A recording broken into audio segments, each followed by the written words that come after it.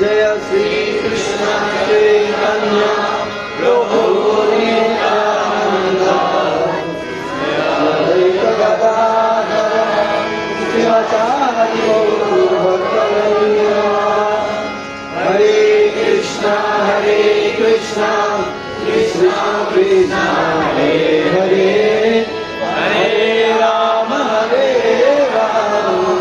राम राम हरे हरे।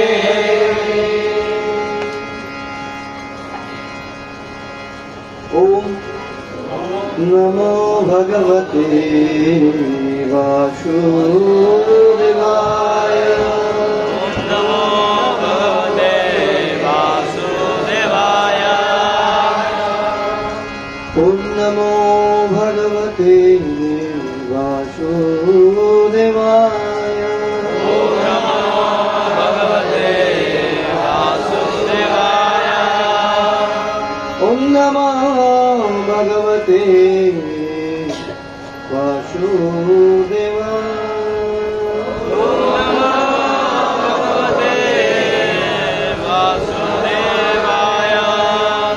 ओम नारायणं नमस्कृत्यं नरं चैव नरोत्तमं देवीं सरस्वतीं व्यासं ततो जयमुदीरये। नष्टप्रायेषु अवत्रेषु नित्यं भागवत सेवया भगवती उत्तमश्लोके भक्तिर्भवति नश्चितिः। कृष्णाय वासुदेवाय देवकी नन्दनाय च नन्दगोपकुमाराय गोविन्दाय नमो नमः। हरे कृष्ण। जय अक्षय तृतीया महामहोत्सव की। আজকে মৌসুমের মতো লাগছে না? লাগছে?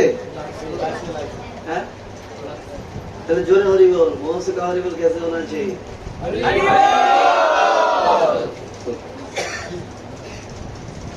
আজকে একবার হরি বল বললে কতবার হবে?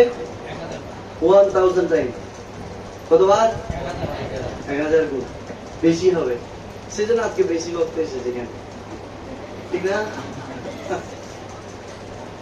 তো এই অক্ষয় তৃতীয়া হচ্ছে একটা সুযোগ যেখানে আমরা যারা ভগবান থেকে ডিসকানেক্ট এবং ডিসকানেক্ট হয়ে অনেক দূরে আছি, তো তাদের জন্য এটা একটা বিশেষ সুযোগ ভগবানের আবার কাছে আসা, অর্থাৎ রিকানেক্ট হওয়ার এটা একটা বিশেষ সুযোগ। এই অক্ষয় তৃতীয়া বছরে 4টি দিন, যেগুলো কোনো তিথি অঙ্কতে প্রয়োজন হয় না, পুরো দিনটাই হচ্ছে কি স্পেশাল। কে বলতে পারে? বৈশাখ মাসের প্রথম দিন, তারপর কার্তিক মাসে দামোদর মাসের প্রথম দিন, তারপর কি? হ্যাঁ, না, আরেকটা মাসের নাম আছে। হ্যাঁ, মাঘ মাস না অগ্রহায়ণ মাস? কি হবে একটু পরে বলছি, কনফিউশনের কোনো বিষয়। তো আর হচ্ছে অক্ষয় তৃতীয়া, এটাতে কোনো তিথি নক্ষত্র প্রয়োজন নেই। আজকে যে কাজ আমরা করব সেটাই অক্ষয় হয়ে থাকবে। এখন যদি কেউ পাপ করে, আজকে পাপটা কি হবে? পাপটাও কি হবে? অক্ষয় হয়ে থাকবে। সেজন্য সাবধান, যতক্ষণ এখানে থাকা যায় ততক্ষণ নিরাপদ। আজকে আমি অনেকক্ষণ আপনাদেরকে ধরে রাখবো, কেমন? হ্যাঁ, প্রসাদ আছে, কোনো সমস্যা নেই। কেন? কারণ এখান থেকে বেরোলে কি হবে? জয় জগন্নাথ বলদেব সুভদ্রা মহারানী কি। জগন্নাথ আজকে খেতে খেতে অনেক সময় নিয়ে নিয়েছে। আজকে আপনারা জগন্নাথকে দর্শন করে খুব সুন্দর করে ভগবান আজকে সেজেছে, এবং যারা এখন দর্শন করতে পারে না তারা 4টা বাজে দর্শন করতে হবে, যখন আবার দর্শন হবে। তো আজকে অক্ষয় তৃতীয়া, আমরা আজকে আলোচনা করতে চাই অক্ষয় তৃতীয়া নিয়ে। এবং অক্ষয় তৃতীয়ার যে মাহাত্ম সেটা আমরা আগে আলোচনা করব। তারপর আমি আপনাদেরকে একটা অক্ষয় সূত্র দেব, যেই সূত্রটা পেলে প্রত্যেকটা দিনে অক্ষয় হয়ে যাবে আপনার জন্য। খুশি না? না খুশি না? কেমনে খুশি? প্রতিদিন তো আমরা পাপ করবো, তাহলে প্রতিদিন যদি অক্ষয় হয়ে যায় তাহলে প্রতিদিনের পাপগুলো গেড়ে যাবে। একদিন না হয় বছরে চেপে চুপে একটু কষ্ট করে একটু ভক্ত সঙ্গে থাকা, এটা ঠিক আছে, কিন্তু প্রতিদিন কিভাবে? হ্যাঁ, দুঃখের বিষয় না? হ্যাঁ, সবাই আশা করে বলতেছে। বুড়ো মানুষ যেহেতু আশা করতেছে, দেখি লাস্ট অব্দি কোথায় গিয়ে দাঁড়ায়। হ্যাঁ,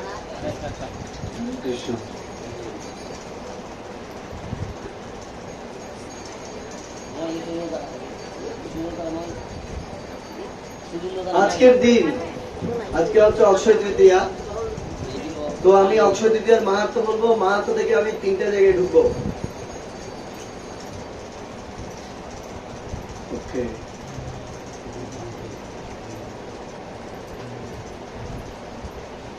অক্ষয় তৃতীয়া কাকে বলে? বৈশাখ মাস, বৈশাখ মাসের প্রথম শুক্লপক্ষের তৃতীয়া, বৈশাখ মাসের শুক্লপক্ষের তৃতীয়া দিনকে কি বলা হয়? অক্ষয় তৃতীয়া। বৈশাখ মাস শুক্লপক্ষ তৃতীয় দিন, তৃতীয় দিন হচ্ছে অক্ষয় তৃতীয়া। এটা আমরা বুঝতে পারলাম। অক্ষয় মানে কি? যেটা কখনো ক্ষয় হয় না। এবং এই তিথিতে যা করা হয় তার জন্ম জন্মান্তর ধরে অক্ষয় থেকে যায়, সেটার কোনো ক্ষয় হয় না। এবং অক্ষয় তৃতীয়া করলে কি লাভ হবে? এখন থেকে 20 মিনিট আমরা অক্ষয় তৃতীয়ার ফল নিয়ে আলোচনা করব, এরপর এক একটা গলিতে ঢুকবো। কেমন? ঠিক আছে? দেখেন কৃষ্ণ কত কৃপালু। আপনাদের গরম লাগছিল না যখন এখানে প্রবেশ করেছিলেন? তখন গরম লাগছিল না? আর ভগবান বাইরে কুল এসি করে দিয়েছে, একদম ফ্রিজ, ঠান্ডা না? এখন এখন গরম লাগছে? এখন গরম লাগছে না। তাহলে আমরা কিছুক্ষণ স্বস্তিতে বসতে পারবো। তো যে যেখানে বসেছি চিন্তা করতে হবে মনোযোগ দিয়ে শ্রবণ করার জন্য। আর যাতে বাচ্চারা ডিস্টার্ব করবে, একটু কৃপা পূর্বক বাইরে গিয়ে দাঁড়াবেন, তাতে ওরাও স্বস্তি পাবে, আপনারাও স্বস্তি পাবেন, আমরাও স্বস্তি পাবো, সবাই একসাথে। তো মহারাজ যুধিষ্ঠির শতাধিক মুনিকে অক্ষয় তৃতীয়া সম্পর্কে জিজ্ঞাসা করছেন, হে মুনিবর, এমন কোন তিথি কি এ জগতে আছে যে তিথি করলে মানুষ জম দণ্ড থেকে মুক্ত হয়ে ভগবত ধামে যেতে পারবে? তখন শতাধিক মুনি বলেছিলেন, হ্যাঁ, এই তিথিতে, সামনে একটা তিথি আসছে, সেই তিথিতে যদি কেউ জ্ঞাত এবং অজ্ঞাত সারে একটু শ্রদ্ধা করে, কি বলে? একটু শ্রদ্ধা করে, জেনে বা না জেনে, জ্ঞাত মানে কি? জেনে, আর অজ্ঞাত মানে না জেনে। জেনে বা না জেনে কেউ যদি একটু শ্রদ্ধা করে ভক্তিমূলক কার্যকলাপ করে, তার ফল অক্ষয় থেকে যায়। কি কার্যকলাপ? কি কার্যকলাপ? ভক্তিমূলক। বলেন মাতাজি, বলেন কি কার্যকলাপ? ভক্তিমূলক। কথা বলতে হবে, কেমন? মুখে এখনো কিছু দেওয়া হয়নি তো, পরে দিব, পরে। এখন বলার জন্য খোলা রাখা হয়েছে না? ভক্তিমূলক কার্যকলাপ। ভক্তি, ভক্তি কাকে বলে? ভক্তির সংজ্ঞা কি? আমরা কোথাও গিয়ে প্রণাম করলে আমরা মনে করি আমরা ভক্তি করছি, ঠিক না? হ্যাঁ, ভক্তি 3টা ভয়ের সাথে যুক্ত। 3টা ভয় যখন এক জায়গায় হবে তখন ভক্তি হবে। 3টা ভয় কি? 3টা ভয় কে বলতে পারবে? হ্যাঁ, ভজন একটা আছে। প্রভু বলতেছে ভজন একটা আছে, আর কি? আর দুটো কি? দুটো হলো, ভক্ত ভগবান, আর এটা কি? হ্যাঁ, ভালোবাসা, ভাগবতম, ভাগবত গীতা, সব ভাব দিয়ে কেন শুরু? এই জগতের সবচেয়ে গুরুত্বপূর্ণ এলিমেন্টস কি? এই জগৎকে চালনা করার জন্য সবচেয়ে গুরুত্বপূর্ণ উপাদান কি? 8টি উপাদানের পর এই জগতে আমরা বেঁচে থাকার জন্য সবচেয়ে গুরুত্বপূর্ণ উপাদান কি? ভালোবাসা। বলেন সবাই, জোরে বলেন, ভালোবাসা। তো ভালোবাসা ছাড়া কেউ এক মুহূর্ত আমরা কখনো মেনে নিতে পারি না আমাদের প্রিয়জন, আমাদের পছন্দের মানুষ আমাকে ভালোবাসবে না, অন্য কাউকে ভালোবাসবে, এটা আমরা মেনে নিতে পারি? তাহলে এই ভালোবাসা পাওয়ার, এই ভালোবাসা দেয়ার, এই ভালোবাসা পাওয়ার যে টেন্ডেন্সি, সেটা কোথা থেকে আসছে? কার কাছ থেকে? ভালোভাবে বুঝতে হবে। অক্ষয় তৃতীয়া মানে স্পেশাল টক, স্পেশাল স্পিচ। এখানে আত্মার জ্ঞান দেওয়া আছে, আত্মার জ্ঞান তো আপনারা পেয়ে গেছেন না? এরপরে তো ভালোবাসা পাওয়ার আর দেয়ার যে টেন্ডেন্সি, সেটা আসলো কোথা থেকে? হ্যাঁ, মা বাবা থেকে আসতে বলতেছে। আপনার মা বাবাকে কে ভালোবাসছিল? তো বলা হচ্ছে ভগবানের সাথে আমাদের ভালোবাসার সম্পর্ক, এই সম্পর্ক বিচ্ছিন্ন হয়ে আমরা এই জগতে এসেছি। সেজন্য এখানে এসেও সেই একই অনুভূতি, সেই একই অভিজ্ঞতা অনুসারে আমরা অন্বেষণ করছি, কেউ আমাকে ভালোবাসে, আমি কাকে ভালোবাসি। তো ভালোবাসা আদান প্রদান করা ব্যতীত আমরা একটা মুহূর্ত থাকতে পারি না। মানুষ যখন অনুভব করে যে তাকে কেউ ভালোবাসে না, তখন মানুষ কি করে? তখন মানুষ আত্মহত্যা করে। তখন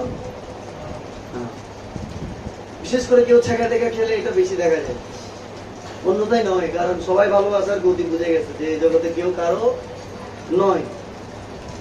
কেউ জনজাগতিক এক্সপিরিয়েন্স থেকে বুঝতে পারে, আবার কেউ ছেঁকা খেতে খেতে আগুন লাগলার পরে, কারণ ছেঁকা খেতে খেতে কি হয়ে গেছে, অভ্যস্ত হয়ে গেছে। কতজনের ছেঁকা, কতজনের কিক খেতে খেতে অনেক দর হয়ে যায় না? বাচ্চাদের যখন ছোটবেলা থেকে যখন মার্শাল আর্ট শেখানো হয়, তখন ওদের মাংসপেশিগুলো অনেক কি হয়, শক্ত হয়। তখন কেউ মারলে ওর থেতা হয়ে যায়। থেতা কি বলে চট্টগ্রাম ভাষায় কি বলে? ওদের থেতা হয়ে গেছে, মারলেও আর কাজ হয় না, বলে না মায়েরা বলে না, এত মারি তারপরেও কাজ হয় না, থেতা হয়ে গেছে। তো এই জগতে ভগবানের কাজ হচ্ছে আমাদেরকে এই কষ্ট দিয়ে আমরা কাউকে ভালোবাসতে যাই, কাউকে ভালোবাসতে গিয়ে ভালো একটা লাঠি খাই। কি খাই? অহরহ ঘটনা। যত রকমের গান আছে, ম্যাক্সিমাম গান হচ্ছে ভালোবাসা ব্রেকিং এর গান। কিসের গান? ভালোবাসা ব্রেকিং। কুছ না কুছ গড়বড় হে, সম্বন্ধের মধ্যে কিছু না কিছু কি হয়ে গেছে, সমস্যা হয়ে গেছে, সেটা মানুষ অনেক বেশি কষ্ট পায়। তো ভক্তি শব্দটা তিনটা ভাব বললাম, তিনটা বইয়ের সাথে রিলেটেড। একটা হচ্ছে ভগবান, একটা হচ্ছে ভক্ত, আর একটা হচ্ছে ভক্তিমূলক সেবা। কি বললাম? Loudly chorus. ভগবান, ভক্ত, ভক্তিমূলক সেবা। প্রথমটা কি? ভগবান, দ্বিতীয় ভক্ত, তৃতীয় ভক্তিমূলক সেবা। এবার বুঝেন ভালোবাসা, আপনারা কি বলছেন? ভক্তিমূলক সেবা। সেবা। এই তিনটা মিলে একত্রে একসাথে বলা যায় ভক্তি।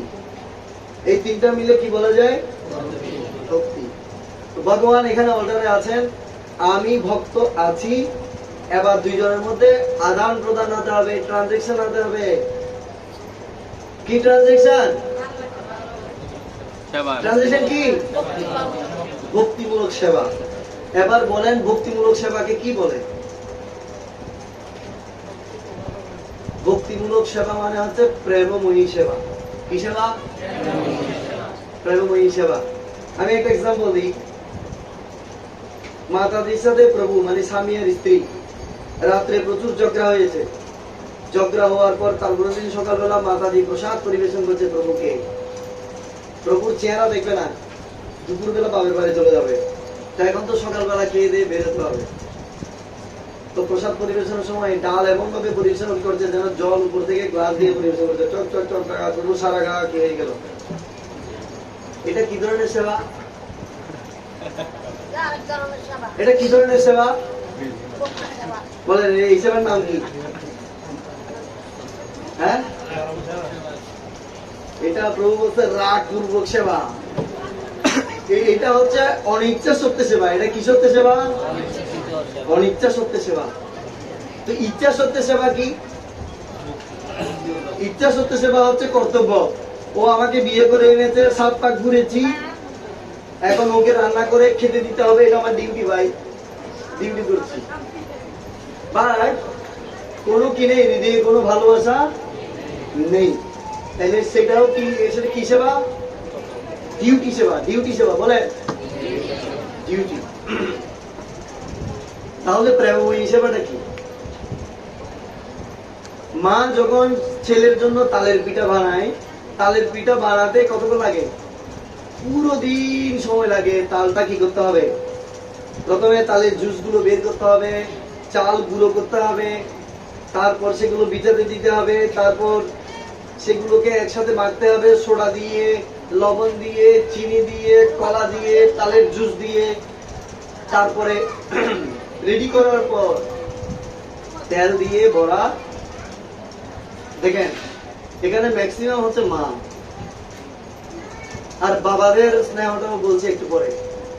তো মায়ের স্নেহ, ছেলে শুধু বলে ও মা তালের পিঠা বানানো, মা এটা বানাই দিন, বানানো কিছু ছোটবেলার কাছে বলে না?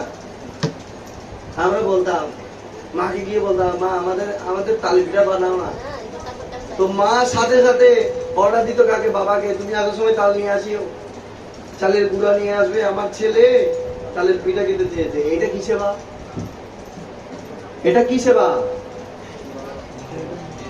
এটাতে কি আছে? প্রেম, প্রেমময় সেবা। সন্তানের জন্য মায়ের কি রয়েছে এই সেবাতে? ভালোবাসা। ভালোবাসা রয়েছে। এবার বুঝতে পেরেছেন ভালোবাসা কাকে বলে? ভালোবাসা মানে হচ্ছে যেখানে লোড থাকবে, ফোর্স থাকবে, প্রেসার থাকবে, কিন্তু প্রেসার অনুভব হবে না।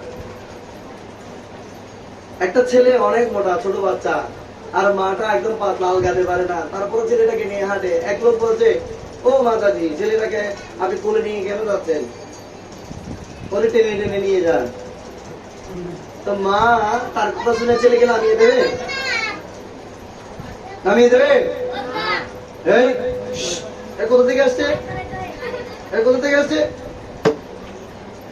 তো ভালোবাসা হচ্ছে এমন একটা জিনিস যেটার জন্য আমরা সমস্ত রকমের লোড নিতে চাই। বিশ্বনাথ চক্রবর্তী ঠাকুর বলছেন যেখানে ভালোবাসা থাকবে সেখানে কি থাকবে? কষ্ট থাকবে। সেখানে কি থাকবে? কষ্ট থাকবে।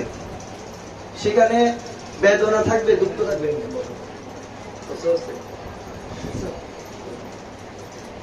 তো যেখানে ভালোবাসা থাকবে সেখানে কষ্ট থাকবে, বেদনা থাকবে, দুঃখ থাকবে, কিন্তু আমরা সেটাকে দুঃখ, বেদনা বা কষ্ট বলে মেনে নেব কেন? একটা লুব্রিক্যান্ট, সেটা কি? ভালোবাসা। তো ভগবানকে যখন কেউ জোরপূর্বক ভালোবাসে, কর্তব্যের খাতিরে ভালোবাসে, সেটাকে ভক্তি বলা যায় না। ভগবানকে যখন কেউ নিজের পকেট পুরানোর ধান্দা করে ভগবানকে প্রণাম করে, এটাকে ভক্তি বলা যায় না। এটাকে কি বলা যায়? এটাকে বলা যায় গিভ এন্ড টেক, বিজনেস। তোমাকে এক জোড়া মোমবাতি দিলাম, তুমি আমাকে এক জোড়া সোনার রিং দেবে। ভগবানকে দিই মোমবাতি 2 টাকা দিয়ে সোনার রিং, 4 টাকার মোমবাতি কিনে পরীক্ষায় ফার্স্ট ক্লাস, তারপর 200 টাকার কবুতর দিয়ে আমরা কি চাই ভগবান থেকে? ভালো একটা চাকরি, ছেলের জন্য বিসিএস, 200 টাকার কবুতর দিয়ে ভালো চাকরি। তো সেটা কি?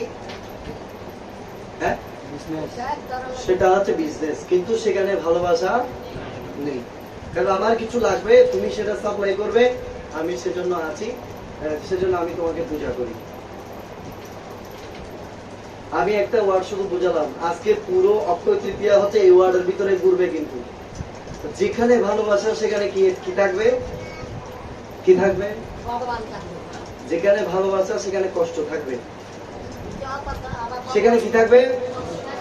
কষ্ট থাকবে, দুঃখ থাকবে, বেদনা থাকবে, কিন্তু তারপরেও আমরা সেটাকে দুঃখ, কষ্ট, বেদনা বলে গ্রহণ করবো না। সেখানে কি থাকবে? পরিশ্রম থাকবে। সেখানে কি থাকবে? পরিশ্রম থাকবে। মা একটা ছেলেকে বড় করা কত কষ্ট, কত পরিশ্রম একটা মায়ের জন্য। সেটা সবচেয়ে খারাপ পরিস্থিতি যে একটা ছেলেকে ছোটবেলা থেকে বড় করা। যারা মা আছেন তারা তো জানেন, বাবারা জানে তাদের ভরণ পোষণ চালানো কত টাফ।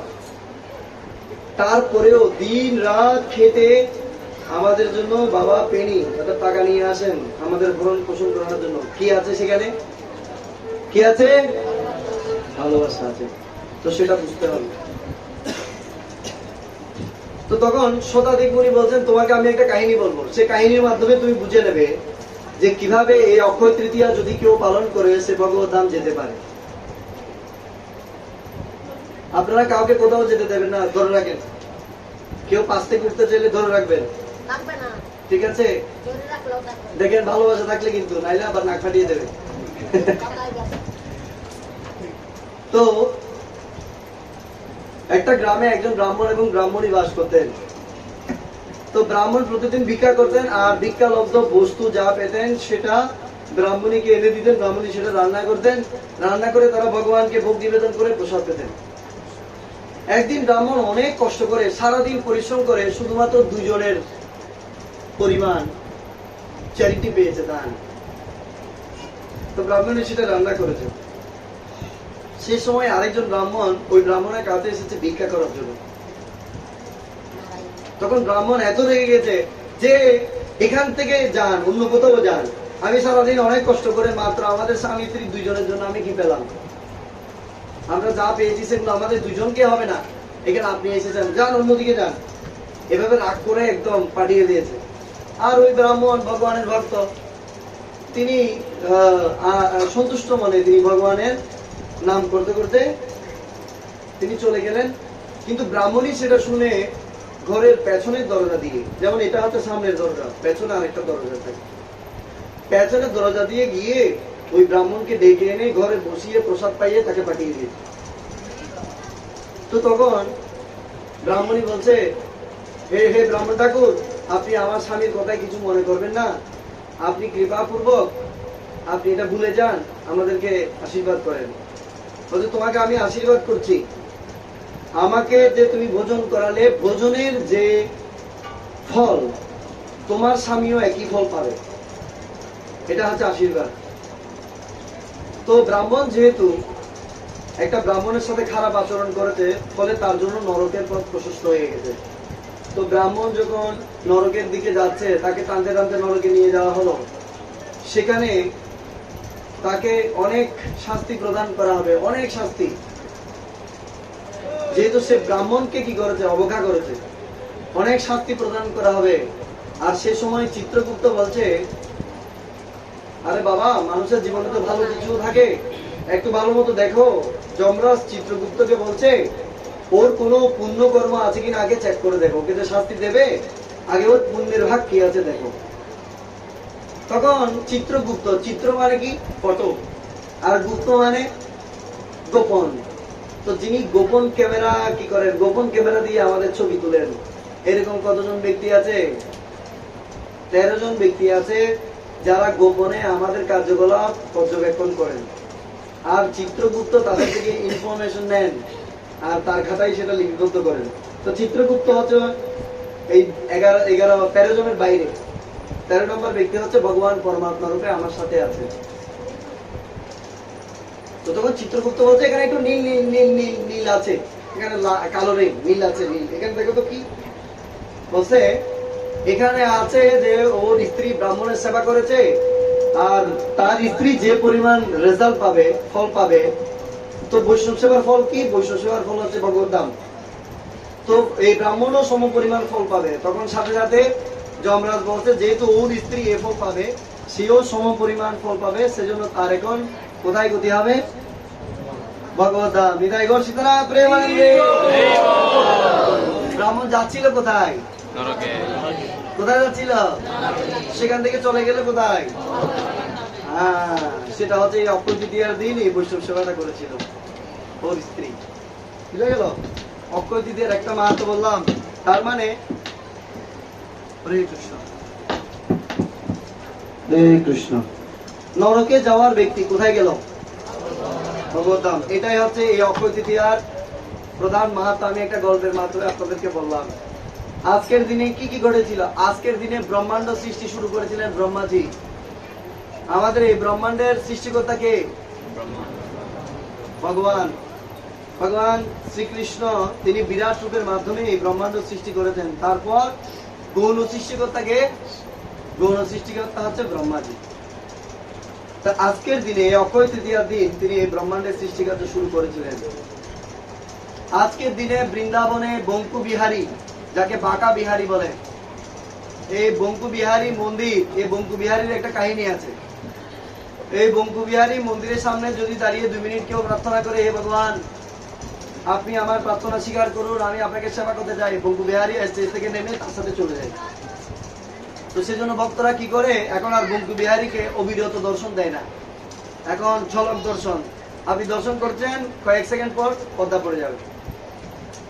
তো বছরে সারা বছর আপনি 364 দিন যদি বঙ্কু বিহারীর পাদপদ্ম দর্শন করতে চান, আপনি পারবেন না। আজকের দিনে বঙ্কু বিহারীর চরণ দর্শন হয়। হরি বল, বঙ্কু বিহারী ভগবান কে मेरे बांके बिहारी लाल, तुम ना करो श्रृंगार।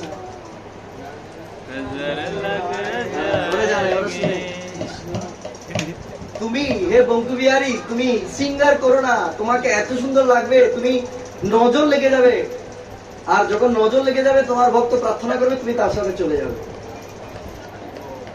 তো সেজন্য তুমি সিঙ্গার করবে না, তুমি সাজবে না। একটা ভক্ত প্রার্থনা করছে বঙ্কু বিহারীর কাছে। এরপর আজকের দিনে বদ্রীনাথ, কেদারনাথ, গঙ্গোত্রী, যমুনোত্রী এই 4 ধামে ভগবত বিগ্রহের দর্শন শুরু হবে, অর্থাৎ ভগবত ধামের গেট খুলবে। আজকে এই 4 ধামের গেট খুলবে এই অক্ষয় তৃতীয়ার দিন। সেজন্য আজকের দিন বিশেষ মাহাত্ম্যপূর্ণ, ভগবান দর্শন দেবেন। আজকের দিনে কুবেরকে দেবতাদের কোষাধ্যক্ষের পদ প্রদান করা হয়েছিল এই অক্ষয় তৃতীয়ার দিন। আপনারা একবার হরিবোল বলতে পারেন, একটা শুনবেন, একবার হরি বলতে দেবেন, জোরসে দেবেন। আজকের দিনে ভগবান সিংহাচরণে ভগবান নৃসিংহদেবকে 48 কিলোগ্রাম চন্দন দিয়ে তাকে কি করা হয়, আবৃত করা হয়।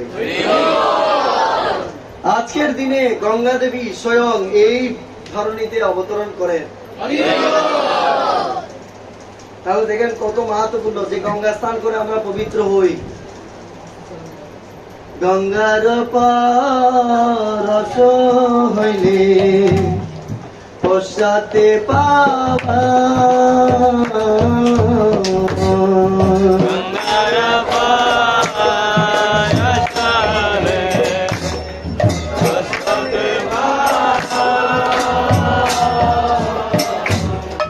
দর্শনে পবিত্র কর এ তোমার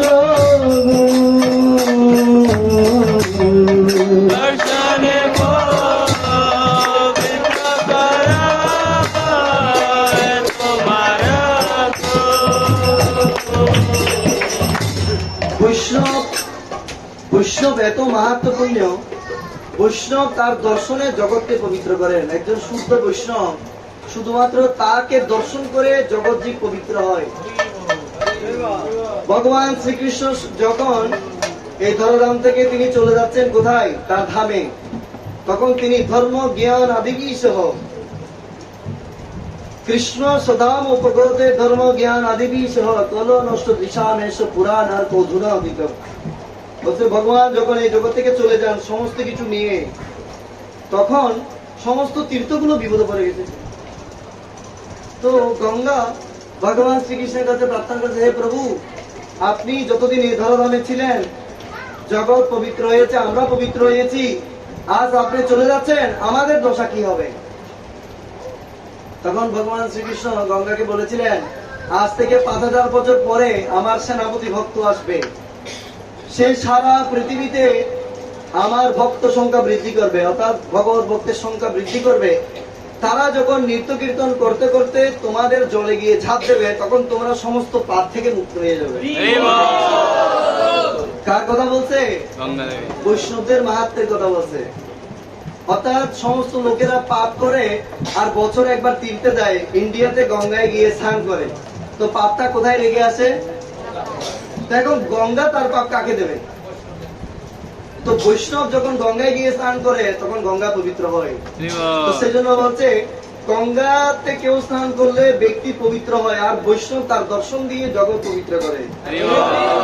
বৈষ্ণব গঙ্গা জলে নামলে গঙ্গা জল পবিত্র হয়, বৈষ্ণব গঙ্গা জলে নামেন না পবিত্র হওয়ার জন্য। বৈষ্ণব গঙ্গা জলে নামেন কাকে পবিত্র করার জন্য? গঙ্গাকে পবিত্র করার জন্য। এই হচ্ছে বৈষ্ণব। গঙ্গার পরশ হইলে পশ্চাতে পাবন, দর্শনে পবিত্র করোই তোমার গুণ। তো আজকের দিনে গঙ্গা দেবী এই জগতে জগৎ জীবের কল্যাণের জন্য তিনি এখানে এসেছিলেন। হরি বল। আজকের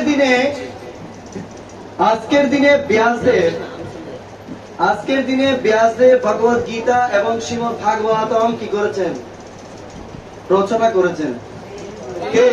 হরি বল। আজকের দিনে ভগবান লিখেছেন। কে লিখেছেন? ব্যাসদেব লিখেননি, গণেশজি লিখেছেন। কার নির্দেশে? কার নির্দেশে? ব্যাসদেবের নির্দেশে। তো সেটা হচ্ছে, সেই দিনটা হচ্ছে আজকে।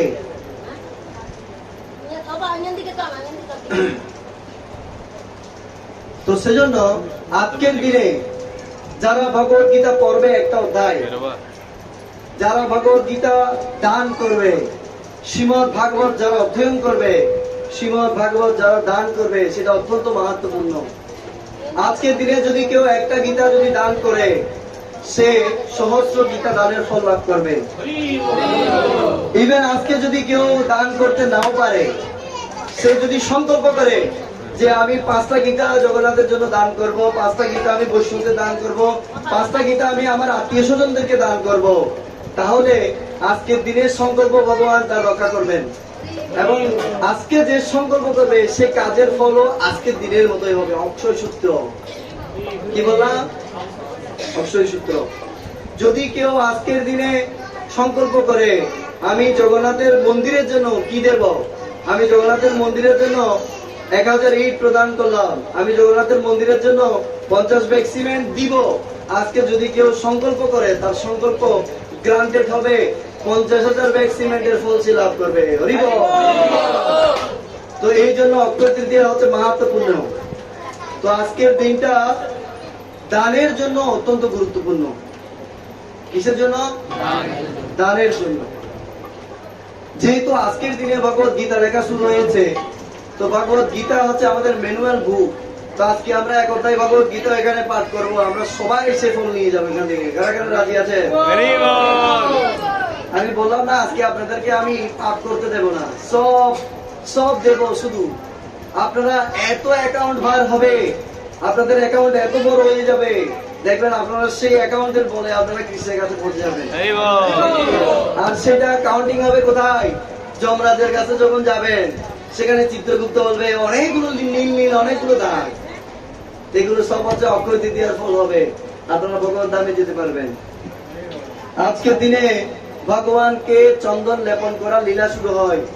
মাধবেন্দ্র পুরীপাঠকে ভগবান স্বপ্নে দর্শন করেছিলেন। আমার খুব গরম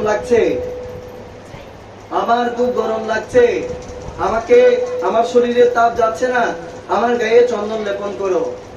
বলছে মলয়জ চন্দন এনে আমার গায়ে তাপ কি করো, মলয়জ চন্দন এনে আমার শরীরে লেপন করো, তাহলে আমার শরীরের তাপ যাবে। গোপাল বিগ্রহ শ্রী মাধবেন্দ্র পুরীকে স্বপ্নে দর্শন দিয়েছেন, আর তিনি জগন্নাথপুরী গিয়ে সেই চন্দন এনে ভগবান শ্রী গোপীনাথের অঙ্গে লেপন করেছেন।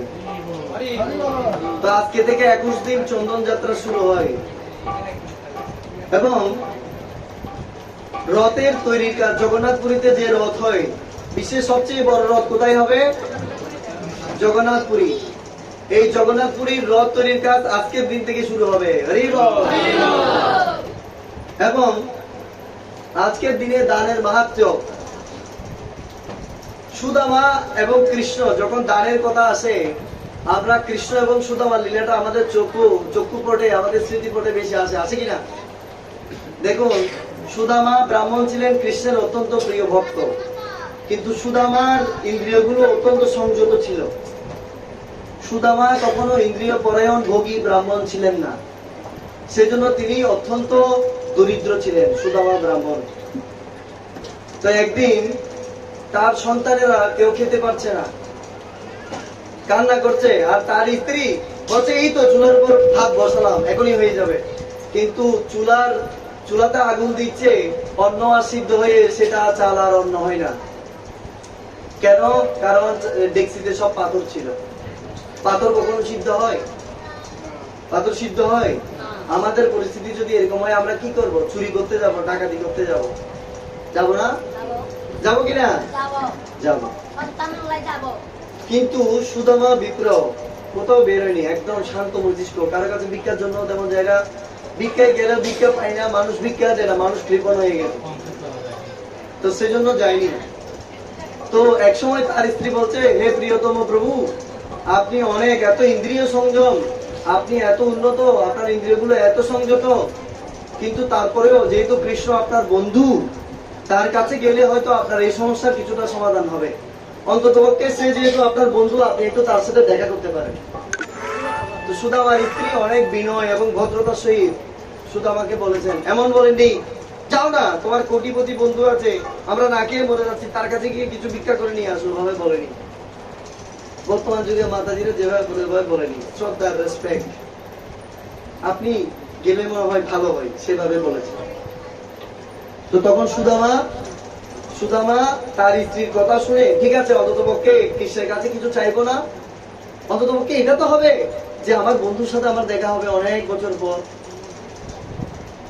তো সেই কুরু জঙ্গল প্রদেশ অতিক্রম করে সুদামা কৃষ্ণের সাথে দেখা করার জন্য গেলেন।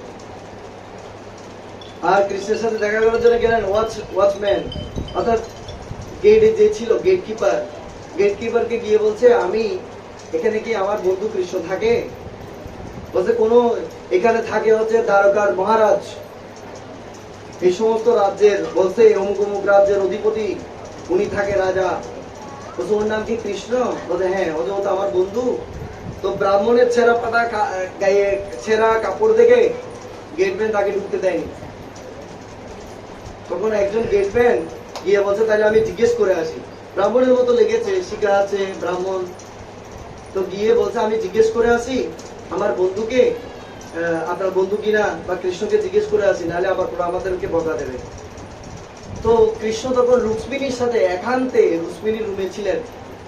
রুক্মিণী কৃষ্ণের সেবা করছিলেন, কৃষ্ণকে তামর করছিলেন। আর কৃষ্ণ রুক্মিণীকে ছেড়ে কখনো, রুক্মিণীর প্রাসাদ থেকে কখনো কৃষ্ণ বাইরে যেতেন না। তো যে মাত্র কৃষ্ণ শুনেছে যে সুদামা এসেছে, তৎক্ষণাৎ সাথে সাথে কৃষ্ণ তার চটি অর্থাৎ জুতো ছেড়ে দিয়ে, সুদামা বলেন তো আপনারা, সুদামা যখন বাইরে থেকে শুনলো যে কৃষ্ণ দৌড়ে আসছে, তার পায়ের আওয়াজ হচ্ছে, রিঙ্কেল বেল, তার যে নুপুর, কৃষ্ণের নুপুরের আওয়াজ হচ্ছে, আর কৃষ্ণ বলছে, সুদামা। তখন সুদামা এই পাশ থেকে বলছে, কৃষ্ণ। লাউডলি সবাই, কৃষ্ণ।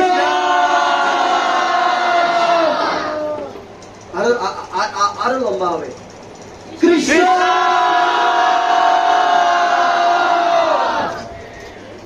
এভাবে একজনকে গিয়ে এমন ভাবে আলিঙ্গন করেছে, একদম টাইটলি এমব্রেসিং। তো রুক্মিণী দেবী অবাক হয়ে গেছে। রুক্মিণী বলছে, কৃষ্ণ শুধু ভাই বলো না, আর আমাকে আলিঙ্গন দেয়, আর কাউকে আলিঙ্গন দেবে না। কিন্তু এই ব্রাহ্মণকে কেন কৃষ্ণ আলিঙ্গন দিচ্ছে? আর কৃষ্ণ শুধু আমাকে এনে একদম রুক্মিণী যে বেডে ঘুমায় সেই বেডে বসিয়েছে, তাইলে কত ইম্পর্টেন্ট প্রশ্ন লাগে। সেই বেডে বসিয়েছে রুক্মিণী তো অবাক, কিরে আমার বেডে তো আমি আর আমার প্রভু ছাড়া সেখানে ভাই বলরামও বসে না, তাইলে এই সুদামাকে, একটা ব্রাহ্মণকে কেন কৃষ্ণ বেডের মধ্যে বসাচ্ছে? তাকে বেডে বসিয়ে কৃষ্ণ মাটিতে বসে তার কোলের উপর সুদামার চরণগুলো নিয়ে, যেহেতু সুদামা ব্রাহ্মণ ছিল আর কৃষ্ণ ছিলেন রাজা, ক্ষত্রিয়, তো ক্ষত্রিয়ের কর্তব্য হচ্ছে ব্রাহ্মণ আসলে গৃহে ব্রাহ্মণের চরণ ধৌত করতে হবে। এদিকে বন্ধু মনে করেনি যেহেতু আমার বন্ধু, ওর কেন চরণ ধৌত করতে হবে, সেটা করেনি, বর্ণাশ্রম পালন করেছে জগৎবাসীকে শিক্ষা প্রদানের জন্য। তো রুক্মিণীকে বলছে, রুক্মিণী তুমি জল ঢালো। রুক্মিণী জল ঢালছে, আর কৃষ্ণ সুদামার চরণে হাত ঘষে ঘষে সুদামার চরণ ধৌত করেছে। সেই চরণ ধৌত জল কৃষ্ণ তার মাথায় ছিটিয়েছে, রুক্মিণী দেবীর গায়ে দিয়েছে, যত পরিচারিকারা ছিল সবার গায়ে ছিটিয়েছে। আমরা যেমন ভগবানের প্রসাদী জল নিয়ে সবাইকে কি করে দিই, ছিটাই না মঙ্গল জল। তো ব্রাহ্মণের পাদদল এত মাহাত্মপূর্ণ। এটা করার পর সুদামা এবং কৃষ্ণ দুইজন বসে ঘোষ গল্প শুরু করেছে সেই গুরুকুলের কথা। সুদামা, তোমার মনে পড়ে একদিন গুরুকুলে আমরা কাঠ আনতে গিয়েছিলাম, গুরুমাতা বলেছিল, আর এমন ঝড় বৃষ্টি শুরু হয়েছিল, আমরা একজনকে দেখতে পাচ্ছিলাম, আমাদের চেহারা কি হচ্ছে না, চেহারা আমরা একজনকে দেখতে পাচ্ছি না, কিন্তু আমি তোমাকে ধরে রেখেছিলাম, তুমি আমাকে ধরে রেখেছিলে। আর সারা রাত আমরা খুঁজতে খুঁজতে আমরা কোথাও পথ পাইনি, আর গুরুদেব আমাদেরকে আশীর্বাদ করেছিলেন। গুরুদেব কি আশীর্বাদ দিয়েছেন? গুরুদেব আশীর্বাদ দিয়ে, হ্যাঁ, আরেকজনের চিন্তা করতে গেলে আপনি হারাবেন, হারাচ্ছেন। কথাগুলো কান দিয়ে আর ডুবে হৃদয়ে ঢুকতে হবে। যারা পরে আসতে পরে থাকবে, আপনি শান্তিতে বসে শুনে। ওনাদের জন্য আমাদের কিছুই করণীয় নেই, সেজন্য আমরা ওনাদের জন্য প্রার্থনা করতে পারি জগন্নাথের কাছে, ঠিক আছে? তো সুদামা তখন গেলেন। কৃষ্ণ কথা বলতে বলতে রাত্রে অনেক রাত হয়ে গেছে। রুক্মিণী বলতে, আরে প্রভু কি আজকে ঘুমাবে না? তো রুক্মিণী দিয়ে বলছে, প্রভু আপনার বন্ধুকে তো একটু বিশ্রাম দিন, অনেক দূর থেকে এসেছে। কৃষ্ণ বলছে, হ্যাঁ হ্যাঁ রুক্মিণী, তুমি ঠিক কথা বলেছো, আসলে আমি ভুলে গিয়েছিলাম, একজনকে পেয়ে তাদের শরীরের টায়ার্ডনেস কোথায় চলে গেছে। তো বন্ধুত্ব এরকম, প্রীতি এরকম, ভালোবাসা এরকম। তখন কৃষ্ণ চিন্তা করছে, সুদামা যেহেতু এখানে এসেছে, নিশ্চয়ই আমার জন্য কিছু না কিছু এনেছে। তো কৃষ্ণ তো সব জানে, কৃষ্ণ জানে না, কৃষ্ণ তো অন্তর্যামী। তো তিনি সুদামা বলছে, সুদামা তুমি আমার জন্য কি কিছু এনেছো? বৌদি কি আমার জন্য কিছু দিয়েছে? কষ্ট দিয়েছে। তো সুদামা বলছে, সুদামা তো লজ্জা পাচ্ছে, এত বড় প্রাসাদ, যা আমাকে খাইয়েছে, যা যা খাবার আইটেম দেখলাম, আমার এই সামান্য চালবাজি দিয়ে আমি কেন লজ্জায় পড়বো, আমি এগুলো দেবো না। তো কৃষ্ণ বলছে, দেখি দেখি তোমার হাতের পাশে এটা কি? একটা পুটলি, 4 মুঠো চাল বাজার একটা পুটলি। 4 মুঠো চাল বাজার পুটলি, সেটা কৃষ্ণ কেড়ে নিয়ে নিয়েছে। সুদামা বলছে, না না না না, এখানে কিছু নেই, কিছু নেই, কিছু নেই। আবার কৃষ্ণ বলছে, না না না, আমি বুঝতে পেরেছি, তুমি কিছু এনেছো, লজ্জায় দিচ্ছ না আমাকে। তখন কৃষ্ণ বলছে, সুদামা, আমার ভক্তের প্রীতিপূর্ণ উপহার সেটা আমি গ্রহণ করি, কিন্তু অভক্তের রাজভোগ 56 ভোগ আমি দর্শনও করি না। তো ভগবত গীতার যে তত্ত্ব, সেটা কৃষ্ণ সুদামাকে বললেন। সুদামা এত লজ্জিত হলেন, কৃষ্ণ সেই পুটলি কুলে যখন খাওয়া শুরু করলেন, মাত্র একবার খেয়েছে। আর রুক্মিণী দেবী কে? স্বয়ং লক্ষ্মী দেবী না? তো রুক্মিণী দেবী জানে যে কৃষ্ণ যদি আরেক মুঠ খাবে, কৃষ্ণ থেকেও বেশি ঐশ্বর্যকার হয়ে যাবে। এদিকে সুদামার ঘরে পুরো রাজপ্রাসাদ হয়ে গেল। তো সুদামার স্ত্রী বলছে, আমার রাজপ্রাসাদ চাই না, যদি পড়শির রাজপ্রাসাদ না থাকে। তখন বিশ্বকর্মা তো বিপদে পড়ে গেল। আরে বাপ, তখন পুরো গ্রামটায় রাজপ্রাসাদে কি করে দিয়েছে? সুদামা, অনলি সুদামা। এদিকে রুক্মিণী দেবীর সাথে সাথে কৃষ্ণ যখন আরেক মুঠ দেবে মুখে, রুক্মিণী দেবী কৃষ্ণের হাত ধরে বলছে, প্রভু অনেক হয়েছে, আর নয়, এগুলো আমাদের জন্য, আমাদের দেব, আমরা পাবো না এই অমূল্য প্রসাদও আপনার বন্ধুর বাড়ি থেকে আনা। তো রুক্মিণী দেবী চিন্তা করছে, রুক্মিণী দেবী তখন কৃষ্ণকে বলছে, প্রভু আপনার এই এক মুষ্টি চিরাই যথেষ্ট আপনার ভক্তকে সবকিছু প্রদান করার জন্য। বাড়ি গাড়ি রাজপ্রাসাদ অট্টালিকা সবকিছু এখান থেকে কি আপনি সাকসেস হয়ে গেছে, আর লাগবে না, এর থেকে বেশি হলে আপনার থেকে বেশি ঐশ্বর্যপূর্ণ হয়ে যাবে। তখন রুক্মিণী কৃষ্ণকে থামিয়ে দিলেন, আর চালবাজা গুলো নিয়ে ওরা সব রানীরা মিলে ভাগ করে খেয়েছে। তাহলে দেখুন, এখান থেকে অক্ষয় তৃতীয়ার মাথায় এই লীলাটি ঘটেছিল কোন দিন? কৃষ্ণ অক্ষয় তৃতীয়ার দিন সুদামা থেকে এক মুষ্ট চাল ভাজা গ্রহণ করেছিলেন। আর কৃষ্ণ সুদামাকে কি দিয়েছেন? ঐশ্বর্য, পুরো রাজপ্রাসাদ। এখন তার পরের দিন সুদামা চলে আসবে। সুদামা বলছে, কৃষ্ণ আমার তো যাওয়ার সময় হলো, আমি এখন যাই, তুমি আমাকে বিদায় দাও। তো কৃষ্ণ সুন্দর করে সুদামাকে বিদায় দিয়েছে, 10টা টাকাও হাতে দেয়নি। সুদামা যেতে যেতে চিন্তা করছে, কৃষ্ণ আমার সম্বন্ধে এতটাই জানে যে সে আমাকে একটা 10 টাকার নোটও হাতে দিল না, কারণ সে জানে টাকা দিলে আমি কি হয়ে যাব, তার ভক্তি থেকে দূরে সরে যাবো। সেজন্য কৃষ্ণ আমাকে কত ভালোবাসে। দেখেন, আমাদেরকে না দিলে আমরা কি বলবো? আমরা না দিলে আমরা বলবো, ভগবানটা মনে হয় ওই ঘুষ খেয়েছে, এই জন্য আমাদের দিতে না, শুধু ওদেরকে দেয়। কিন্তু সুদামা কি বলছে, নিশ্চয় আমার আমার আমার হাতে টাকা দিলে আমার ভক্তি নষ্ট হয়ে যাবে, সেজন্য কৃষ্ণ আমাকে টাকা পর্যন্ত দেয়নি। কৃষ্ণ আমাকে কত ভালোবাসে। সুদামা এটা চিন্তা করতে করতে ঘাটার কাছে এসেছে। ঘাটা মানে এই কুমিরা নেমেছে, গাদা গাদা নামার পরে এখানে আসবে। কুমিরা যখন নামলো, চিন্তা করছে আমার স্ত্রী তো আমাকে কৃষ্ণের কাছ থেকে কিছু কিছু সম্পদের জন্য পাঠিয়েছিল, আমি তো কৃষ্ণকে কিছু বললাম না, এখন কি উত্তর দেব। এই চিন্তা করতে করতে ঘাটার কাছে একটা মন্দির আছে, সে মন্দিরে এসে দেখো মন্দিরে প্রণাম করে সুদামা কান্না করছে, আমি আমার স্ত্রী এবং পুত্রকে কি জবাব দেব। তো তখন এক খুব সুন্দর, সুদামা যখন যাচ্ছিল কৃষ্ণের কাছে, তখন সুদামার স্ত্রী চোখের নিচে কাজল, মানে কাজলের মতো কালো কালো দাগ পড়ে গেছে। না খেতে পেয়ে মানুষের যা হয় আর কি। এখানে এরকম কেউ আছে? অনেকদিন খাইনি, 15 দিন 15 দিন খাইনি। সুদামার স্ত্রী যখন ঘুমাতো, সুদামা বড় খেজুর গাছের সুই নিয়ে ওর স্ত্রীর কাপড়টা কি করে দিতেন, ওই গায়ের মধ্যে অপারেশন মানে তালি জোড়া দিতেন। সেরকম দারিদ্রতার মধ্যে থেকে সুদামা ভগবত ভক্তি অনুশীলন করেছেন। তো সুদামা যখন মন্দিরে গেলেন, দেখছে রেশমের কাপড় পরিহিত অনেক সুন্দরী, স্বর্গের অপ্সরার মতো সুন্দর একটা রমণী এসে তার গায়ের মধ্যে স্পর্শ করে দেয়। প্রভু, আপনি কখন এসেছেন? যে হাত দিয়ে স্পর্শ করতে সুদামা বলছে, এটাকে এই মহিলাকে আমাকে স্পর্শ করো। ওর বউকে তো চিনতেই পারছে না। সুদামা তার স্ত্রীকে চিনতেই পারছে না। আমার স্ত্রী এত সুন্দর দেব, আমি রেখে গেলাম কি আর কি হয়ে গেল। রাজধানী রাজরানী হয়ে কিছু চিনতে পারছে না। সুদামা দৌড়ে পালাচ্ছে, বলছে না না, আমি আপনার স্ত্রী, আমি আপনার স্ত্রী, শুনুন আমার কথা শুনুন। সুদামা তখন দাঁড়িয়েছে, দূর থেকে দেখছে কে, দেখছে কণ্ঠস্বর তো আমার স্ত্রীর মতো, ঠিক আছে। আর সুদামার স্ত্রী বলছে, আমি হচ্ছে কি, আপনি যে কৃষ্ণের কাছে গেছেন, কৃষ্ণ এইদিকে আপনার জন্য সব পাঠিয়ে দিয়েছে, আসুন আসুন আপনাকে দেখাই। আর সুদামা যত যাচ্ছে দেখছে পুরো রাজপ্রাসাদ, পুরো রাজপ্রাসাদ, পরিচারিকা, সহস্র পরিচারিকা ঘরে, আর সুন্দর সুন্দর মণিরত্ন খচিত ফার্নিচার সব ঘরে। সুদামা দেখছে ঘুরে ঘুরে, এগুলো কি, এটা কি, এটা কি, এভাবে ধরে ধরে দেখছে। বলছে হ্যাঁ, এগুলো সবগুলো হচ্ছে আপনার বন্ধু কৃষ্ণ পাঠিয়েছে। আর জানো জানো, আমাকে যখন রাজপ্রাসাদ দিতে এসেছিল, তখন আমি বলেছিলাম আমরা একা বড় লোক হতে চাই না, আমরা একা ধনী হতে চাই না, আমাদের পড়শিরাও যাতে ধনী হয়। তখন তাদের ঘরও কি হয়ে গেছে, রাজপ্রাসাদ পেয়ে গেছে।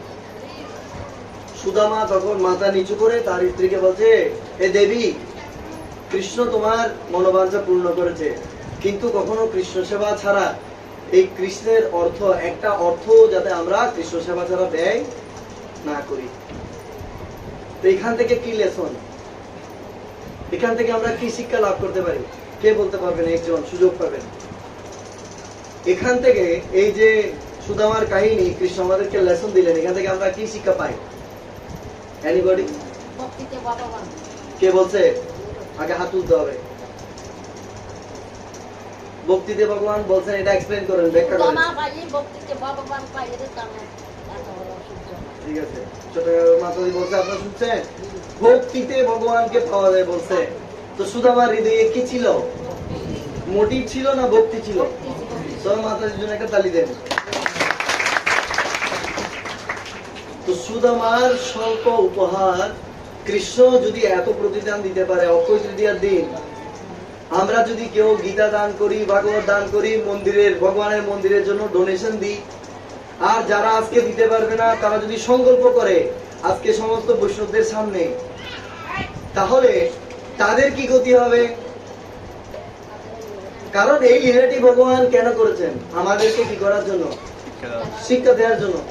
কৃষ্ণের কারো গিফট, কৃষ্ণের কারো উপহার প্রয়োজন নেই, আছে? গীতা দেব এখানে বসে আগে, গীতার ব্যবসা এখনো শুরু হয়নি, আরেকটু পর। মাতাদিকে একটু বলতে দেন, হ্যাঁ একটু ছেড়ে বসেন। হ্যাঁ, কৈশল্য মাতাজি উনি কি করে জানেন? উনি প্রতিদিন মন্দিরের রাস্তা ঝাড়ু দেয়, প্রতিদিন মন্দিরের রাস্তা ঝাড়ু দেয়। আমরা কখনো ওনাকে বলি না আপনি একটু প্রসাদ নেন, কিন্তু উনি প্রতিদিন মন্দিরের রাস্তা ঝাড়ু দেন। জয়টা ভক্তিতে ভগবান। তো ভক্তি, ভক্তি কাকে বলে? ভালোবাসা থাকলে কষ্টও আসবে। আমার কাপড়টা নোংরা হয়ে যাবে ঝাড়ু দিলে, কেমনে জাদু দেব? তো এখানে কি আছে? এখানে ভক্তি আছে? ভক্তি নেই। তো ভগবান আমাদেরকে সবাইকে কিছু কিছু ওয়ে আমাদেরকে দিয়েছেন। আমরা যদি সুদামার মতো, সুদামার জন্য 4 মুঠো চাল যেগুলো ঘর থেকে আনা হয়েছে সেগুলো ভিক্ষার ছিল না? ভিক্ষার ছিল? ভিক্ষা ছিল না? হ্যাঁ। সেগুলো ওর স্ত্রী ভিক্ষা করে নিয়ে এসেছে, পাশের ঘর থেকে ভিক্ষা করে এনেছে যে এগুলো আমরা খাবো না, এটা দ্বারকার রাজার সাথে দেখা করতে যাবে আমার স্বামী ওনার বন্ধুর সাথে, সেজন্য একজন ব্রাহ্মণই কৃপা করে দিয়েছে, দেখিও তোমরা খেও না, কিন্তু এটা কৃষ্ণের জন্য, কৃষ্ণের কাছে নিয়ে যাবে বলছো সেজন্য দিলাম। দেখেন ভক্তি করতে তো সেই চাল ভাজা ভগবানের কাছে এত প্রিয় ছিল ভগবান সুদামাকে। তো আমরা যদি আমাদের হাতের মুঠো যদি ভগবানের জন্য খুলবো, তাহলে ভগবান আমাদের জন্য কি তৈরি করে রাখবেন? গোলক বৃন্দাবনে বাড়ি করে রাখবেন। আমি একটা এক্সাম্পল দিই, এখন আপনারা বুঝে যাবেন। আমাদের এখানে অনেক লোক আছে দিনে এনে দিন খেতে পারে না, আছে না? এরকম আছে না? কোনোদিন কারে কারে কারে কোনোদিন চড়বে এটা স্বপ্নও দেখতে পারে না, কারে কোনোদিন চড়বে এটা স্বপ্নও দেখতে পারে না। এরকম লোক আছে না আমাদের সমাজে? আছে আছে, অনেক আছে। আছে। আমাদের সমাজে এমন লোক আছে সোনার চামচ মুখে নিয়ে জন্মগ্রহণ করে, দিনে প্রতি বেলাতে অনেক অনেক প্রসাদ নষ্ট করে, খাবার নষ্ট করে, আছে না? তো তারা কেন ধনী হলো, আমি কেন দরিদ্র হলাম? এই সমস্ত তিথি যেগুলো কৃষ্ণ আমাদের জন্য এই জগতে লঞ্চ করেছেন, এই অক্ষয় তৃতীয়া এরকম একটা তিথি, অন্ততপক্ষে কৃষ্ণের কাছে যদি আমরা যেতে নাও পারি আমাদের কর্মফলের দরুন, এই ধরনের একটা পরিস্থিতিতে আমরা থাকবো যেখানে আমাদের ঐশ্বর্যের কোনো অভাব। কারা কারা ঐশ্বর্যশালী হতে চান? হাত তুলেন। কারা কারা ধনী হতে চান? ধনী ধনী হলে ভালো না? ধনী হলে কৃষ্ণকে অনেক টাকা দিতে পারবেন, গাদা গাদা টাকা, বস্তা বস্তা টাকা টাকা। দিবে না দিব, না দিলে কোথা থেকে? ধনী হলে আগে আগে বুঝেন, আগে বুঝেন, নাইলে মানুষ বলবে যে আঙ্গুর ফল টক। শিয়ালের জন্য শিক্ষা হচ্ছে হারাম। সো আমরা কারা কারা চাই যে আমরা ভগবানকে রাজকীয় ভাবে সেবা করতে চাই? হাত তুলে। রাজকীয় মানে সমস্ত ঐশ্বর্য সমেত। হাতি আসবে, ভগবানকে প্রণাম করবে, ভগবান হাতির উপরে চড়ে প্রদর্শনে যাবে, কারা কারা চাই? বুঝতে পারছেন না? মানে ভগবানের ঐশ্বর্য মণ্ডিত সেবা হবে, বিশাল বড় রাজভোগ হবে, অনেক ভক্ত আসবে, অনেক ভক্ত বসার জায়গা হবে, কারা কারা চান? হ্যাঁ। আপনার মনে হয় একটু ভয় পেয়ে গেছি, প্রভু মনে হয় আজকে সব খালি করে নিয়ে যাবে। না না, আমরা এরকম না, আমরা ইন্সপিরেশন দিতে পারি। আজকে সকালে আমি একটা বাড়িতে গিয়েছি, 10টা ফ্যামিলির 10 জন মহিলা সেখানে ছিলেন।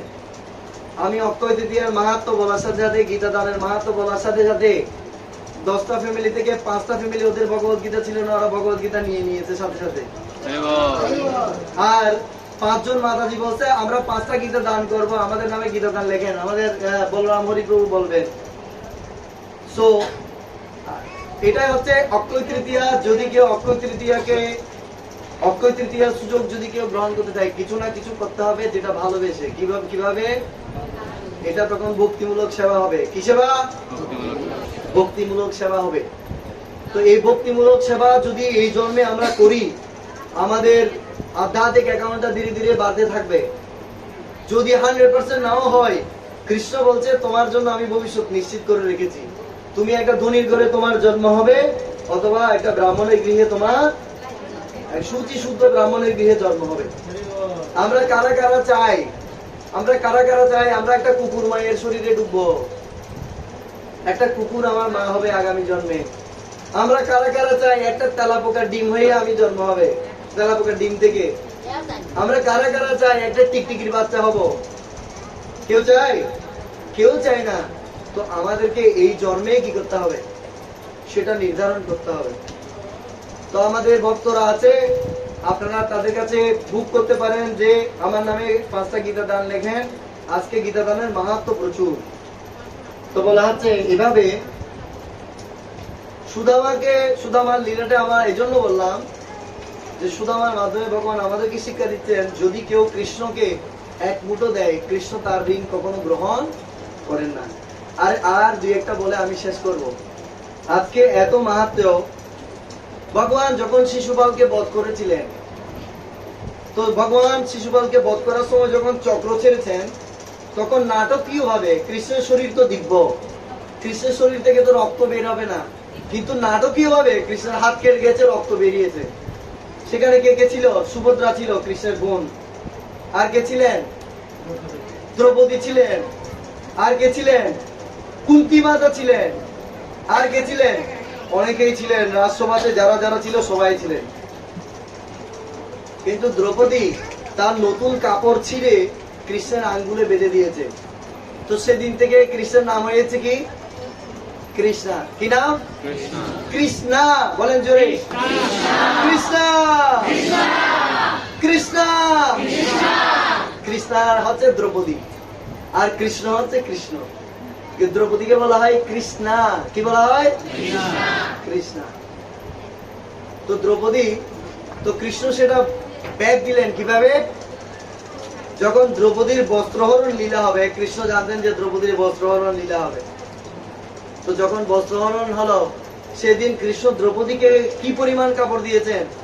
দুঃশাসনের মতো। আপনারা কয় গজ কাপড় পরেন? কয় গজ? 12 হাত। 12 হাত কয় গজ? 5 গজ না 6 গজ? 4 গজ? 6 গজ। তো আমরা ধুতি পরি 5 গজ। আমরা পুরুষ, আমরা ধুতি পরি 5 গজ। তো দুঃশাসন সে সকাল থেকে সন্ধ্যা অব্দি দ্রৌপদীর কাপড় কি করেছে? টেনে টেনে খুলেছে, কিন্তু খুলতে পারেনি। তো কৃষ্ণ আনলিমিটেড কাপড় থেকে কি করেছেন? কিসের বিনিময়ে? কিসের বিনিময়ে? হ্যাঁ। তো এখানে কৃষ্ণের, জগন্নাথের জন্য মন্দির আছে। জগন্নাথের কারো টাকা দরকার আছে? কোনো দরকার নেই।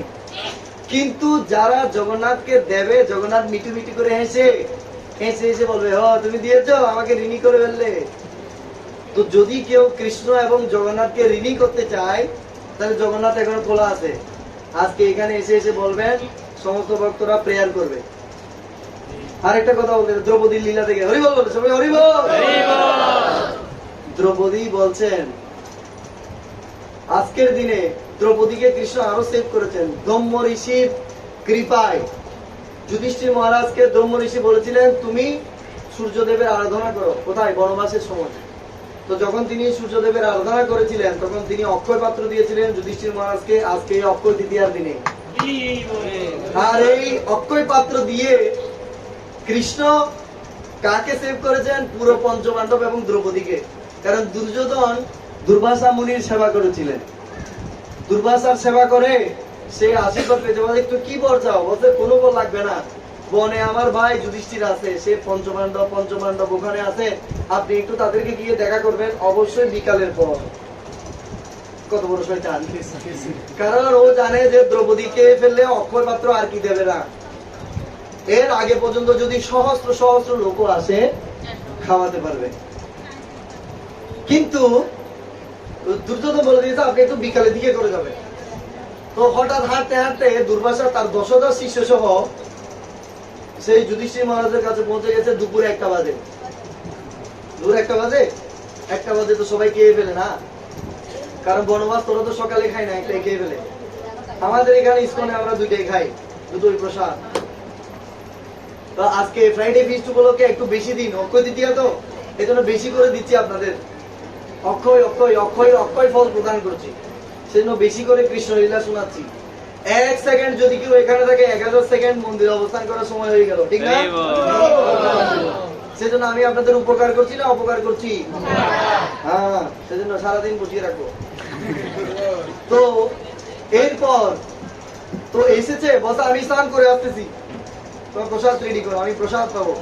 তো যুধিষ্ঠির মহারাজের তো মাথা খারাপ, 10,000 মানুষ, কোথায় রান্না কি? ভীমকে তাড়াতাড়ি পাঠিয়ে দিয়েছে, তুমি যা লাকড়ি পাও, যা পাও, বনের শাক ডাল সব নিয়ে আসো। আর ভীম গিয়ে পুরো পর্বত এভাবে এভাবে করে নিয়ে চলে আসছে। এখন যুধিষ্ঠির মহারাজ বলতেছে, দ্রৌপদী কিছু একটা তো করো। দেখেন, একজন ভক্ত যখন বিপদে পড়ে কার কাছে যাবে? আরেকজন ভক্তের কাছেই যাবে। কারণ ভক্তের মাথায় সবসময় কি থাকে? কৃষ্ণ বুদ্ধি দেন। দ্রৌপদী বলছে আমি তো খেয়ে ফেললাম, এখন তো আর অক্ষয়পাত্র কিছু দেবে না। তখন দ্রৌপদী মনে মনে কৃষ্ণকে স্মরণ করতে, কৃষ্ণ কৃষ্ণ ওরা ছিল বনবাসে, আর কৃষ্ণ ছিলেন কোথায়? দ্বারকাতে। মুহূর্তের মধ্যে কৃষ্ণ কিভাবে সেখানে আসলেন? আর কৃষ্ণ এসে বলছে, দ্রৌপদী मेरा बहन कुछ तो दो, बहुत भूख लग रहा है। जो কৃষ্ণ তোমাকে আমি ডাকলাম এই সমস্যার সমাধান করার জন্য, তুমি এসেও খারাপ যাচ্ছ আমার থেকে। বলছে কি সমস্যা? বলছে আমি তো মহা বিপদে পড়েছি, আমাকে একটু বাঁচাও। বলছে কি? বলছে আমি তো খেয়ে ফেলছি, আর অক্ষয় রাত্রে খাওয়ার নাই, এখন দুর্বাসা ঋষি 10,000 শিষ্য সমেত আসছে এখানে, প্রসাদ পাবে, এখন কি করবো? আর দুর্বাসা যা রাগ, যদি স্নান করে এসে খাবার না পায়, ও পঞ্চপাণ্ডব দিয়ে অভিশাপ দিয়ে সেখানে কি করে দেবে? ও কিছু মানবে না যে এটা বনবাস, কিভাবে কি করবে, এটা মানার সময় নেই। কৃষ্ণ বলছে তোমার অক্ষপাত্রটা নিয়ে আসো, দেখি ওখানে কিছু আছে কিনা। বলছে কিছু নেই। আরে নিয়ে আসো না, দেখি আছে কিছু, কি আছে দেখি না। তো কৃষ্ণ অক্ষপাত্র এই তো পেয়ে গেলাম, একটা অন্ন পেয়েছে আর একটু করে শাক, একটা অন্ন আর একটু শাক, দুটোটা 2 আঙ্গুলের মাথায় নিয়ে কৃষ্ণ তাও এভাবে গিলে কৃষ্ণ একটা ডেকুর তুলেছে, মানে শান্তি, মানে এখন আমি তৃপ্ত। আর দুর্বাসা যখন পানিতে, দুর্বাসা চিন্তা করতে কিরে পেট ভরা ভরা কেন, পেট তো ভরে গেল। দুর্বাসা তার শিষ্যদের বলছে শোন, এই তোরা গিয়ে খা, আমি একটু জ্ঞানী করি, আমার পেটে ক্ষুধা নাই। শিষ্যরা বলছে গুরুদেব আমাদের তো সেম অবস্থা, আমরা কি করব? এই পারে ওরা কাপড় রেখেছে, আর কৃষ্ণ ভীমকে বলছে ভীম ভাই ডেকে নিয়ে আসো যাও। আর ভীম বলছে হে মুনিবর আসুন আসুন, প্রসাদ রেডি। কি বলছে? বলুন বলুন, আপনারা বলুন। প্রসাদ রেডি, প্রসাদ রেডি, আমাদের প্রসাদ রেডি, প্রসাদ রেডি, প্রসাদ রেডি, আমাদেরও প্রসাদ রেডি। তো এই পাশে ওরা কাপড় চোপড় গুলো রেখেছে, কপিন করে নেমেছে জলে, সাধু তো, আর এখানে তো কেউ নাই। এই পাশে কাপড় চোপড় রেখেছে, মানে যে একটা কাপড় রেখে নেমে গেল। আর যখন ভীম যখন ডাকতে এসেছে, পানি থেকে উঠে ওই পার দিয়ে দৌড়ায়, কাপড় নেয় নাই কেউ। দেখতেছে সব কাপড় চোপড় ছেড়ে দৌড়াচ্ছে, 10,000 শিষ্য সহ দুর্বাসা। দুর্বাসা তার শিষ্যদেরকে ক্লাস দিচ্ছে, জানো একবার আমি অম্বরীশের সাথে এরকম মিস্টেক করেছিলাম, বাবা যা দশা হয়েছে, একদম ব্রহ্মলোক থেকে শুরু করে বিষ্ণুর বৈকুণ্ঠ ধাম পর্যন্ত ঘুরে আসছি, কেউ আমাকে বাঁচাতে পারেনি। বলতে ওরাও ভগবত ভক্ত, বাপরে বাপ প্রণাম, দূর থেকে প্রণাম করে চলে গেল।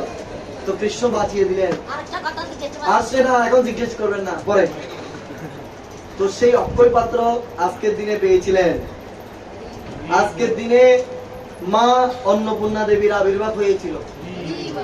আজকের দিনে যক্ষরাজের কন্যা মূর্তি এবং ধর্মের বিবাহ হয়েছিল, এবং 1 বছর পরে আজকের দিনে তাদের সন্তান রূপে নর এবং নারায়ণ ঋষি আবির্ভূত হয়েছে। এবং আজকের দিনে কৃষ্ণ এবং বলরামের মহিমা প্রকাশ করেছে মানস সরোবর, পাবন সরোবর। নন্দ মহারাজের গোকুলে একটা সরোবর আছে, যে সরোবরে কৃষ্ণ আর বলরাম, লিটল কৃষ্ণ দেখবেন টুক করে পড়তো আর টুক করে উঠতো, আর তাদের মাথার উপর ব্যাং চলে আসে, ব্যাং ব্যাং। তো সেটার নাম হচ্ছে পাবন সরোবর। তো একদিন নন্দ মহারাজ কৃষ্ণকে বলছে, বাবা কালকে অক্ষয় তৃতীয়া, কালকে আমি প্রয়াগরাজে যাব দর্শন করতে, তীর্থে। কোথায় যাব? প্রয়াগরাজে। তো তীর্থে যাচ্ছে, প্রয়াগরাজ দাঁড়িয়েছে, অনেক তীর্থ, সমস্ত তীর্থরা দাঁড়িয়েছে সেখানে, গঙ্গা, গঙ্গোত্রী, যমুনেত্রী, সবাই দেখছে পাবন সরোবরে স্নান করছে, সব মাতাজি। এখন মাতাজি স্নান করলে সেখানে নন্দ মহারাজ কিভাবে যাবে? দেখছে এখানে 2জন ছেলেও আছে, ব্রহ্মপুত্র আর কে, গঙ্গে তো যমুনা চৈব গোদাবরী সরস্বতী নর্মদে সিন্ধু, গোদাবরী পুরুষ না, গোদাবরী আর কে, আর প্রয়াগরাজ। ব্রহ্মপুত্র আর প্রয়াগরাজ, এদের 2জন হচ্ছে ছেলে। তোদেরকে ডেকে নন্দ মহারাজ জিজ্ঞেস করছে, আপনারা এখানে কি করছেন? বলছে কি করছেন মানে, আপনি স্বয়ং নন্দ মহারাজ, আপনি আপনার পুত্রের মহিমা জানেন না? এই হচ্ছে পাবন সরোবর, এরা হচ্ছে সব তীর্থ।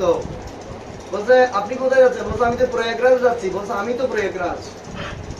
বলছে ওখানে কেন যাচ্ছেন? বলছে আমি একটু স্নান করতে যাচ্ছি। বলছে শুনেন, আজকে আমি প্রয়াগরাজ স্বয়ং পাবন সরোবরে এসেছি স্নান করার জন্য, কারণ আজকে অক্ষয় তৃতীয়া, আপনার ছেলে কৃষ্ণ এবং বলরাম এই সরোবরে স্নান করে বলে এটা অত্যন্ত মাহাত্ম্যপূর্ণ। সেজন্য সমস্ত তীর্থরা এখানে এসেছে তাদের পাপগুলো কি করা যায়, পাপ থেকে মুক্ত হওয়ার জন্য। জয় নিতাই গৌর সীতানাথ প্রেমানন্দে হরি বল। Thank you. হ্যাঁ হ্যাঁ, সো আজকের দিনে সত্যযুগ, ত্রেতা যুগ, দ্বাপর যুগ, কলিযুগ, প্রত্যেকটা যুগের শুরু হয় এই অক্ষয় তৃতীয়ার দিন। হরি বল বলে, সবাই ভুলে যাচ্ছে, তবু কি বলবে কি বলবে? আজকের দিনে ভগবানের নৌকা বিহার শুরু হয়, ভগবান নৌকায় চড়বে। কোথায় চড়বে? নৌকায় চড়বে। দোলে চো দোলে গোবিন্দা, দোলে চো দোলে গোবিন্দা, চাপে চ মধুসূদনা, চাপে চো মধুসূদনা, রথে চ বামন দৃষ্টা, রথে চো বামন দৃষ্টা, পুনর্জন্ম ন বিদ্যতে। পুনর্জন্ম ন বিদ্যতে। তিনটা অবস্থায় যদি কেউ গোবিন্দকে দর্শন করে তার আর পুনর্জন্ম হয় না। হবে না। কখন? ভগবান যখন ঝুলন যাত্রা হয়, ঝুলন যাত্রায় ভগবানকে দর্শন করলে চাপে তো চাপে মধুসূদন, অর্থাৎ মধুসূদন যখন নৌকায় চড়ে, ভগবান যখন নৌকা বিলাস করে, তখন নৌকার উপর যদি কেউ ভগবানকে দর্শন করবে তার আর পুনর্জন্ম হবে না। আর রথে চ বামন দৃষ্টা, বামন বামন ভগবানকে যদি কেউ রথের উপর দর্শন করে তার আর পুনর্জন্ম হবে না। এটাই করছি তারা প্রেমানন্দে। হরি বল। এখন কথা হচ্ছে এরপরে কোথায় যাবেন? পুনর্জন্ম তো হবে না, যাবেন তো একটা জায়গায়। কোথায় যাবেন? ভগবানের সাথে থাকবেন না আকাশে বাতাসে ঘুরবেন? তো ভালোবাসার সম্পর্ক যদি না থাকে আকাশে বাতাসে ঘুরলে হবে না। আজকে আমি দেখতে চাই এখানে কার কার গৃহে ভগবত গীতা যথাযথ নেই, একটু সরল ভাবে হাত তুলবেন। অক্ষয় তৃতীয়ার দিন মিথ্যা বলবেন 1000 গুণ মিথ্যা হবে। হাত তুলেন।